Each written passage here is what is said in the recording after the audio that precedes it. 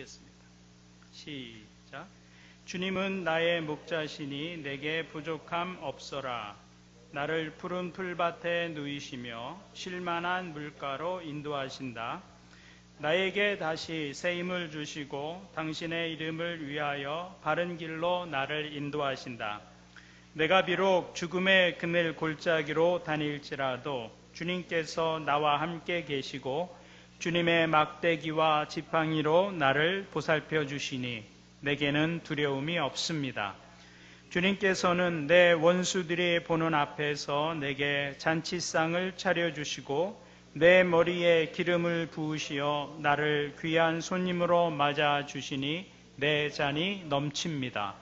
진실로 주님의 선하심과 인자하심이 내가 사는 날 동안 나를 따르리니 나는 주님의 집으로 돌아가 영원히 그곳에서 살겠습니다. 아멘.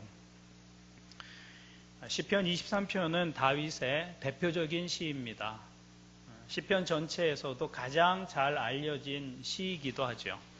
내용을 보면 다윗이 목가적인 풍경을 노래하는 것처럼 보입니다. 그렇지만 이 시는 다윗의 신앙을 함축하고 있는 신앙의 고백이라는 것이죠. 이 시에서 다윗은 하나님은 나의 목자시니라고 고백합니다.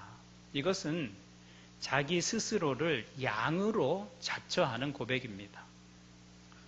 동물 가운데 양은 참 재주가 없는 동물입니다. 양은 자신을 보호할 무기가 변변치 않습니다. 사자나 호랑이처럼 날카로운 이빨이나 발톱이 있는 것도 아니고요. 사슴이나 말처럼 빨리 도망칠 수 있는 그런 빠른 발이 있는 것도 아닙니다. 고슴도치처럼 찌르는 가시가 있는 것도 아니고 스컹크처럼 고약한 냄새로 자기를 보호할 수 있는 것도 아닙니다. 코끼리처럼 몸집이 큰 동물도 아니죠. 조건으로 보면 양은 생존하는데 많은 단점을 가진 존재입니다.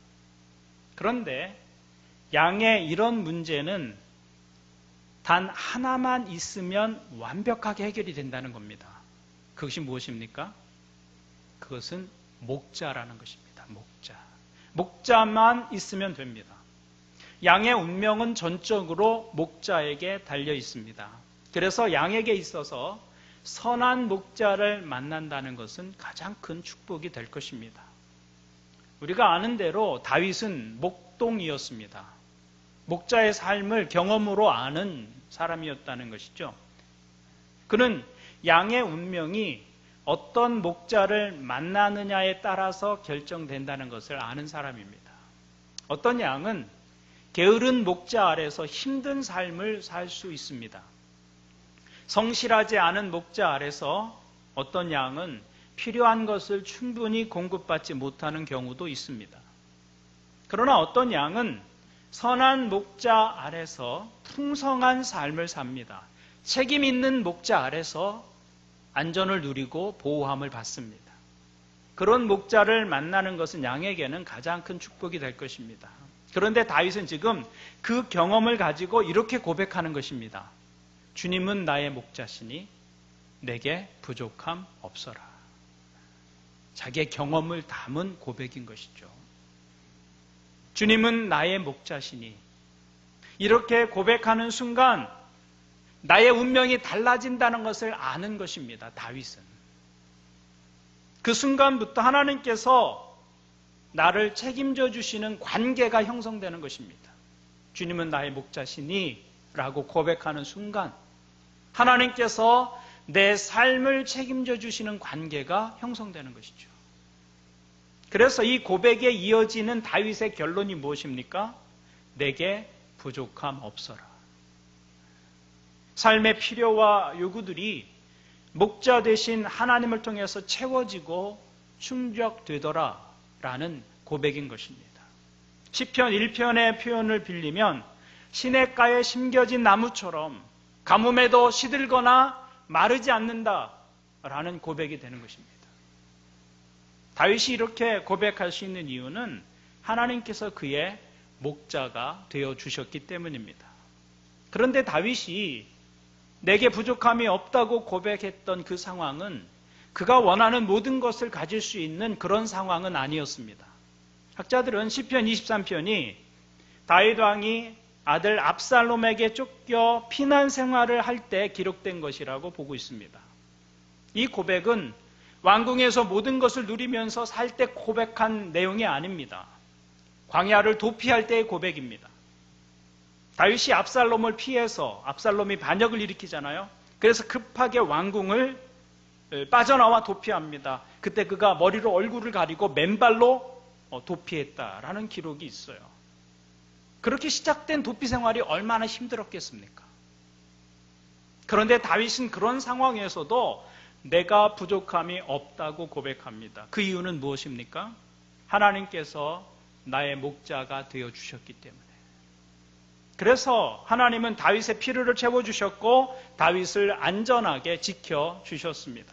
그러므로 다윗처럼 여러분들이 하나님을 나의 목자라고 고백한다면 하나님께서 여러분의 필요를 채워주실 것이라는 것을 믿으시기를 바랍니다.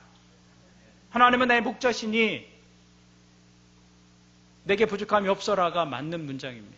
하나님은 나의 목자시니 나는 불안하고 두렵다라는 고백은 성립되지 않는 것이죠. 하나님이 여러분의 목자라고 고백할 수 있다면 하나님께서 여러분의 필요를 채워주실 것입니다. 그러므로 간구하십시오. 우리의 간구와 기도는 하나님께서 우리의 목자가 되시기 때문에 가능한 것입니다. 여러분도 다윗처럼 내게 부족함이 없다는 동일한 고백을 하나님 앞에서 하실 수 있는 그런 믿음과 삶이 될 수 있기를 주님의 이름으로 축원을 드립니다. 다윗은 인생에서 정반대의 삶을 경험했던 사람입니다. 그의 경험은 극과 극입니다. 다윗은 사울왕의 사위였습니다. 사울왕의 딸 미갈이 다윗의 아내였죠. 그래서 왕궁에서 부족함이 없는 삶을 살 때도 있었습니다. 그런데 자기 장인의 미움을 받아서 광야를 헤매는 삶을 또 20년이나 살아야 했던 때도 있었습니다. 사울왕을 이어서 이스라엘의 왕으로 즉위하고 왕궁에서 통치하는 삶을 살기도 했지만 아들의 반역으로 생명을 쫓기는 삶을 살기도 했습니다. 그의 삶의 자리는 극과 극이었습니다. 그래서 오늘 시편에서 다윗은 우리 인생의 두 가지 주소에 대해서 말씀하고 있습니다. 하나는 푸른 풀밭이라는 주소입니다. 2절을 보십시오. 나를 푸른 풀밭에 누이시며 쉴만한 물가로 인도하신다. 우리 인생에 푸른 풀밭이라는 주소가 있습니다. 푸른 풀밭이라는 것은 형통할 때를 말하는 것이죠. 행복을 구가하는 때입니다. 무엇이든지 원하는 대로 일이 잘 풀립니다. 가족들도 건강하고 경제적으로도 여유가 있을 만큼 넉넉합니다. 앞으로도 걱정할 일이 별로 없을 것 같습니다. 하나님께서 우리에게 그런 은혜를 주실 때가 있습니다. 푸른 풀밭이 내 삶의 주소예요. 저는 여러분들이 그 푸른 풀밭의 은혜를 누리며 살기를 축원합니다. 그런데 우리에게 또 하나의 주소가 있습니다. 그것은 죽음의 그늘 골짜기입니다. 죽음의 그늘 골짜기. 4절을 보십시오. 내가 비록 죽음의 그늘 골짜기로 다닐지라도 이렇게 말하고 있어요. 2절에서는 푸른 풀밭이라고 말하고 있는데 4절에서는 죽음의 그늘 골짜기를 말하고 있습니다. 인생의 역경의 때를 말하는 것입니다. 이것은 생각지도 아니한 때 찾아오는 그런 고난입니다. 잘 다니던 직장에서 어려움을 겪을 수 있습니다. 갑자기 몸에 이상이 생기기도 합니다. 예상하지 못했던 사건을 만나서 삶이 무너지는 것처럼 그런 경험을 할 때가 있습니다. 이런 상황을 만나면 우리 인생이 죽음의 그늘 골짜기에 머무는 것 같은 그런 느낌을 갖습니다. 사람은 누구나 이 세상을 사는 동안에 예외 없이 푸른 풀밭과 죽음의 그늘 골짜기 사이를 왔다 갔다 하는 것이죠. 인생은 고통과 즐거움, 승리와 패배, 성공과 실패, 산꼭대기와 골짜기 그 사이에 위치하고 있는 것입니다. 거기가 우리 인생의 자리라는 것이죠. 그래서 어떤 때는 푸른 풀밭에 거하며 형통하기도 하고 또 어떤 때는 죽음의 그늘 골짜기를 지나는 것처럼 그 고난을 겪으면서 살아야 할 때가 있는 것입니다. 그것이 우리 인생의 자리다라는 것입니다. 그럼 우리가 인생의 이 어두운 골짜기를 만나게 되었을 때 어떻게 반응해야 하는가라는 것입니다. 다윗은 그때도 내가 두려워하지 않는다고 고백합니다. 왜냐하면 목자이신 하나님이 그 골짜기에서도 나와 함께 하시기 때문이라는 것입니다. 하나님은 우리와 함께 하시는 하나님이십니다. 4절을 보십시오. 내가 비록 죽음의 그늘 골짜기로 다닐지라도 주님께서 나와 함께 하시고 나와 함께 계시고 주님의 막대기와 지팡이로 나를 보살펴 주시니 내게는 두려움이 없습니다. 여기 죽음의 골짜기로 다닌다는 말은 영어로는 walk through라고 표현되어 있습니다. 그 뉘앙스는 통과하여 지나가는 것이죠. 드라이브 스루 하는 것처럼 walk through 하는 것입니다. 그 말은 골짜기는 끝이 아니라는 말입니다. 지나가는 곳이라는 뜻이죠. 그런데 우리 삶이 그런 골짜기 한가운데 있을 때에는 마치 거기가 막다른 길처럼 느껴지는 것입니다. 지나갈 것처럼 느껴지지 않아요. 거기가 끝인 것처럼 보입니다. 그러나 그렇지 않다는 거예요. 골짜기는 walk through 하는 것이다. 지나가는 곳이다 라고 말씀하고 있는 것입니다. 이스라엘은 기후가 건기와 우기로 나뉘어져 있죠. 건기가 되면 비가 오지 않아서 천들이 말라버립니다. 와디라고 부르죠. 임시천이에요. 그래서 물의 공급이 중단되면 골짜기에 있던 초지들이 마르기 시작합니다. 그리고 광야처럼 변합니다. 이때가 되면 목자들은 양떼를 데리고 눈이 녹는 높은 산으로 초지를 찾아서 나섭니다. 높은 산에는 눈이 녹는 경계를 따라서 초지가 계속 형성이 됩니다. 그래서 목자는 건기 때 양떼를 데리고 골짜기를 지나서 높은 산악지대, 눈이 녹는 지대로 옮겨가게 되는 것이죠. 그런데 그 초지를 찾아가기 위해서는 골짜기를 지나가기 마련입니다. 목자였던 다윗은 그것을 알고 있었다는 것이죠. 목자가 양떼를 골짜기로 인도할 때는 골짜기가 목적지가 아니라는 것을 목자의 경험으로 아는 것입니다. 그래서 그 골짜기를 지나서 산 정상, 눈이 녹는 곳에 펼쳐진 푸른 풀밭으로 양떼들을 인도하려고 하는 목자의 의도를 다윗은 알고 있었던 것입니다. 그래서 하나님이 나의 목자가 되신다면 자기의 목자의 경험으로 미루어 보건대 그 죽음의 골짜기 같은 상황을 지날지라도 거기가 끝이 아니더라. 그것을 말하고 있는 것이죠. 내 인생에서 이 고통의 시기가 마지막이 아니다라는 것을 아는 것입니다. 목자는 지금 양떼를 데리고 초지를 향해 가고 있는 것이죠. 골짜기는 그 과정 속에 있을 뿐입니다.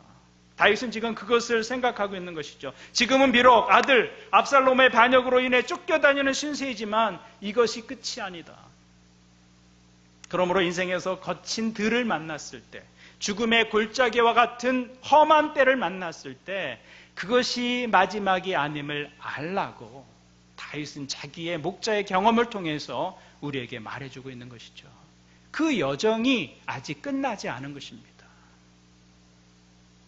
그러면 우리 인생의 그 골짜기를 지나게 하시는 하나님의 의도는 무엇이냐라는 것입니다. 그것은 하나님께서 우리 인생을 그 골짜기에서 다시 건강하게 세우고 우리의 믿음을 다시 깊은 성숙의 모습으로 세워가신다는 것입니다. 우리는 산꼭대기를 좋아합니다. 그러나 산꼭대기에서는 믿음을 세우기가 참 쉽지가 않습니다. 형통할 때 하나님과의 관계가 깊어지기가 참 어렵습니다. 그래서 대개 믿음은 인생의 골짜기에서 세워지기 마련입니다. 모든 일이 잘 되고 형통하게 되면 사람들은 하나님의 필요를 잘 느끼지 못합니다. 형통할 때 깊은 영성을 유지하는 것은 보통 많은 노력이 필요한 것이 아닙니다. 자신을 쳐서 복종케 하는 그런 피나는 노력이 있을 때 형통할 때 깊은 영성이 유지됩니다.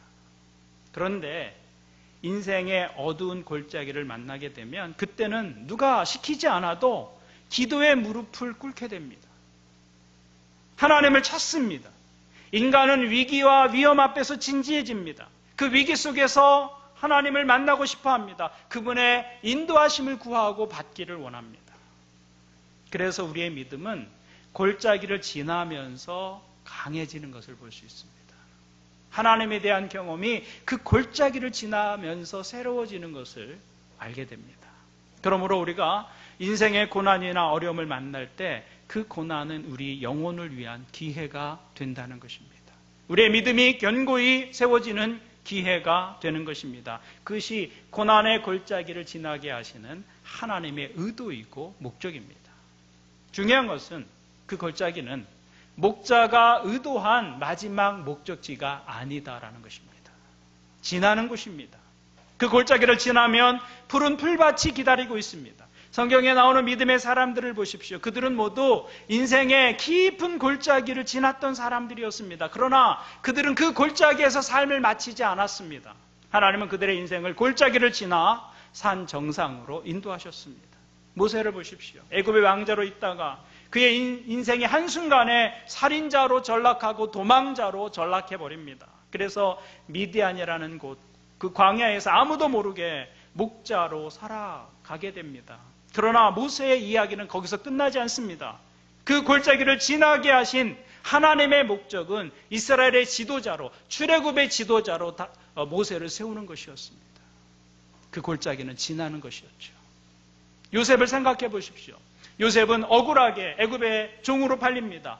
종으로 팔려간 것도 억울한데 모함을 받아서 감옥에까지 들어가게 됩니다.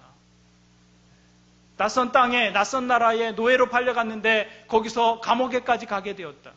제3국에서 온 노동자가 감옥에 가게 되었다, 한국에서. 인생 끝난 것이죠.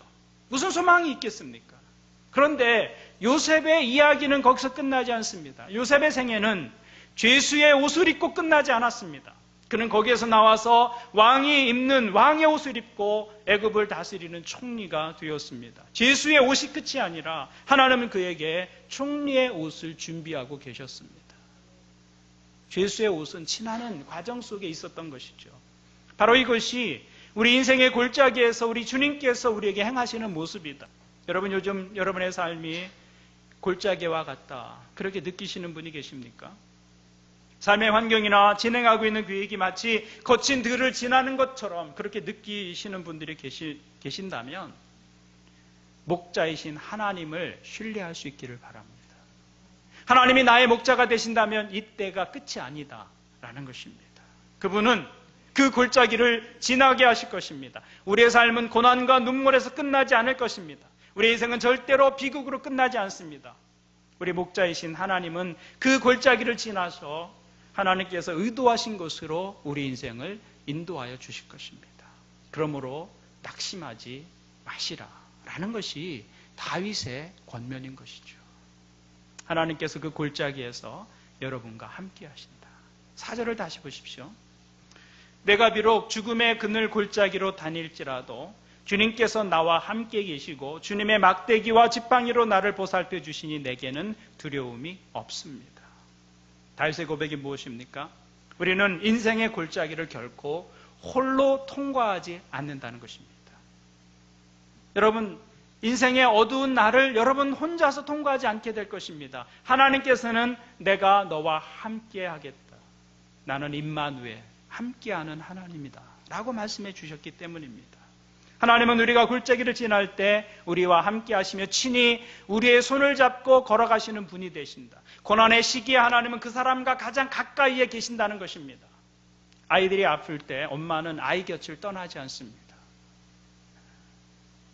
아이가 아플 때 부모는 그 아이와 가장 가까이에 있습니다. 하나님도 그런 분이시다라는 것이죠. 하나님은 우리의 위기 속에 함께 하십니다. 하나님은 우리의 고난의 때에 우리와 가장 가까이 계시는 분이시다. 여러분, 이 사실을 믿으시기를 바랍니다. 여러분에게 고통이 찾아왔습니까? 하나님이 더 가까이 계십니다. 하던 일이 잘 안 되나요? 하나님이 더 가까이 계십니다. 고난이 있습니까? 하나님이 여러분 곁에 계시고 더 가까이 계시다. 그것이 다윗의 고백입니다. 오늘 우리가 시편 23편을 노래한 다윗을 통해서 배워야 할 진리는 이것인 것이죠. 우리의 인생의 상황이 달라진다 해도 하나님은 여전히 우리의 목자가 되신다는 것입니다. 형통할 때에도 목자이시고 어려울 때에도 목자가 되십니다. 비록 죽음의 그늘 골짜기 같은 상황을 지날 때에도 하나님은 항상 그리고 더 가까이 우리와 함께 하신다는 것입니다. 그래서 죽음의 그늘 골짜기와 같은 그 자리가 하나님의 임재의 골짜기가 되는 것입니다. 하나님이 나와 함께 하시는 자리. 이것이 하나님을 나의 목자라고 고백하는 사람들이 경험하는 축복이다 라고 다윗은 말합니다. 오늘 예배하는 여러분들에게 이런 축복이 있기를 주님의 이름으로 축원을 드립니다. 또한 다윗은 수많은 원수들과 대적들 사이에서 인생을 살아왔지만 하나님이 나의 목자가 되어 주셨기 때문에 원수들이 해하지 못하는 승리의 삶을 살 수 있었다고 고백합니다. 5절 말씀을 우리 함께 같이 읽겠습니다. 시작. 주님께서는 내 원수들이 보는 앞에서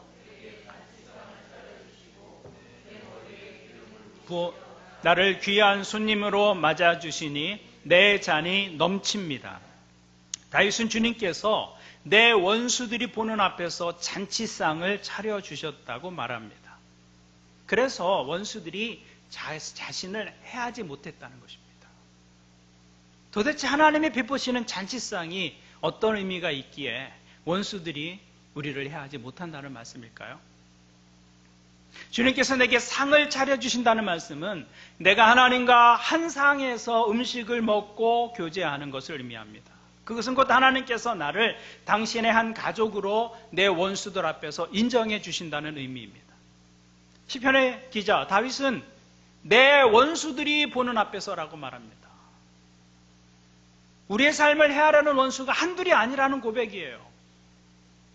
그렇지만 하나님께서 우리를 이 원수들 앞에서 지키는 방법이 있습니다. 그것이 무엇입니까? 그것은 하나님께서 내 앞에 잔치상을 베풀어 주시고 하나님이 나와 함께 식사하시면서 교제하는 것이다 라고 말합니다.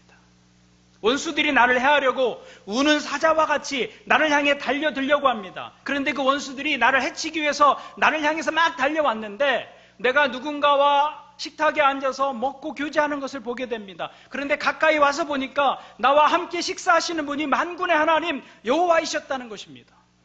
그 광경을 보고는 원수들이 놀라서 도망가게 되는 것이죠. 나를 함부로 대할 수 없는 그런 상황이 된 것입니다. 내가 하나님과 가장 가까운 가족 관계 속에 있었기 때문이다라는 것이죠. 나를 건드렸다가는 하나님이 가만 계시지 않을 것이 분명합니다. 그래서 꽁무니를 빼는 것.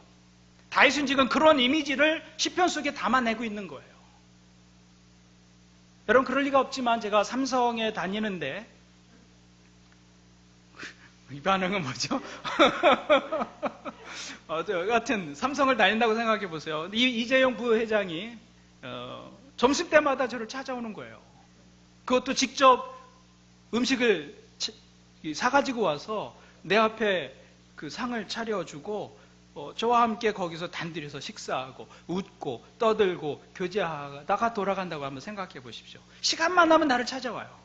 일주일에도 몇 번씩 그냥 그 점심시간에 자기가 점심 사갖고 와서 내 앞에 상을 차려놓고 같이 먹고 교제한다면 그 회사에서 어떤 사람도 저를 함부로 대하지 못할 것입니다. 누가 저를 함부로 대할 수 있겠습니까? 바로 그것이 식탁의 교제가 가지는 능력인 것이죠. 저 사람 보통 사람이 아닌 것입니다. 여기 5절의 마지막을 보십시오. 내 잔이 넘칩니다. 이렇게 말합니다. 내 잔이 넘칩니다. 여러분 이스라엘에서는 잔이 넘친다는 것은 큰 의미가 있습니다. 중동 문화에서 주인이 식탁의 그 손님에게 잔을 넘치도록 붓는 것은 환영의 표시입니다. 내가 환영해. 너 얼마든지 우리 집에 머물러. 그 뜻이 잔을 넘치도록 부어주는 거예요. 그 잔이 비워지면 주인이 다시 채워줍니다. 비우면 또 채워줍니다. 그 잔이 계속 채워지는 한 그것은 계속 머무르라는 표현이고 환영받고 있다는 뜻입니다. 그런데 주인이 잔이 비었는데 빈 채로 놓아둔다면 이제 우리가 떠날 때가 됐다 그런 표시가 되는 것이죠. 그런데 주인이 정말 그 사람을 좋아하고 그 사람을 사랑하고 그 사람이 오래오래 머물기를 원한다면 주인은 그 잔을 채워주는데 적당히 채워주는 것이 아니라 잔이 흘러 넘칠 정도로 채워준다는 것입니다. 여러분 사막에서는 이건 굉장한 낭비입니다. 포도주나 물을 사막에서는 낭비하지 못합니다. 한 방울도 아까운 것이죠. 그런데 흘러 넘치도록 잔을 채워주신다는 거예요. 그만큼 우리를 환영하고 우리가 원하는 대로 머물러 있으라는 것을 의미하고 있는 것이죠. 잔이 넘치도록 채워준다라는 것은 그 주인에게 우리가 특별하다는 의미가 되는 것입니다. 그런데 하나님이 우리의 잔을 흘러 넘치도록 채워주신다고 말씀하고 있습니다. 놀랍지 않으세요? 그것은 우리가 하나님께 소중한 존재이며 하나님께 특별한 존재라는 표시입니다. 사람들은 우리를 버릴 수 있지만 하나님은 우리를 버릴 수 없는 거예요. 사람들은 우리를 싫어하기도 하지만 하나님은 우리를 싫어하시지 않습니다. 잔을 넘치도록 부어주시는 분이세요. 사람들은 우리를 외면할 수 있지만 하나님은 우리를 외면하지 않으십니다. 우리는 언제나 하나님께 환영받는 존재다라는 것이죠. 그것이 내 잔이 넘친다는 고백입니다. 내 잔이 넘친다. 그런데 내 원수가 나를 해하려고 왔다가 그것을 보는 거예요. 하나님께서 내 잔을 채워주시는데 막 넘치도록 철철 채워주시는 것입니다. 내 원수들이 그 광경을 보고 나를 함부로 대할 수 있겠느냐라는 것이죠. 그 고백이 내 잔이 넘칩니다 라는 고백인 것입니다. 그래서 신명기 28장 7절은 이렇게 말씀합니다. 내 대적들이 일어나 너를 치려하면 여호와께서 그들을 내 앞에서 패하게 하시리니 그들이 한 길로 너를 치러 들어왔으나 내 앞에서 7길로 도망하리라. 나를 해하려고 달려들던 원수들이 하나님의 식탁에서 하나님께서 내 잔을 흘러 넘치도록 채워주시는 그 광명을 보고서는 혼비백산에서 도망하게 된다 그 말입니다. 여러분, 우리 삶에는 우리를 해하려는 대적들이 많이 있습니다. 우리에게 상처를 주고 아픔을 주는 원수들이 있죠. 관계 속에 있는 어떤 사람일 수도 있고 어려운 어떤 상황일 수도 있습니다. 고난이 있고 질병이 있습니다. 어려움이 있을 수 있습니다. 또 우리에게 또 어떤 영적 대적들이 있죠. 우리의 원수들이 우리보다 많습니다. 그리고 우리보다 강합니다. 그러나 우리를 당신의 자녀로 받아주시는 하나님이 강하신 분이시기 때문에 하나님과 올바른 관계 속에서 살아가는 한 우리는 승리할 수 있다라는 보장입니다. 우리는 승리할 수 있습니다. 원수가 없어서가 아닙니다. 우리가 강해서도 아닙니다. 전능하신 하나님과 우리가 교제할 수 있는 그 특권 때문에 우리는 이기고 승리할 수 있게 된다라는 것이죠. 이것이 하나님과의 교제가 가져다주는 축복이고 능력인 것입니다. 그러므로 저는 여러분들이 하나님의 식탁에 머무는 삶을 사시기를 바랍니다. 누구도 하나님의 식탁에서 하나님과 더불어 먹고 마시는 일 없이는 결코 세상을 이길 수 없습니다. 그것이 내 잔이 넘친다는 말의 의미입니다. 하나님과의 깊은 교제 없이는 우리를 대적하는 자들을 이기고 하나님께 영광을 드러내는 삶을 살 수 없는 것입니다.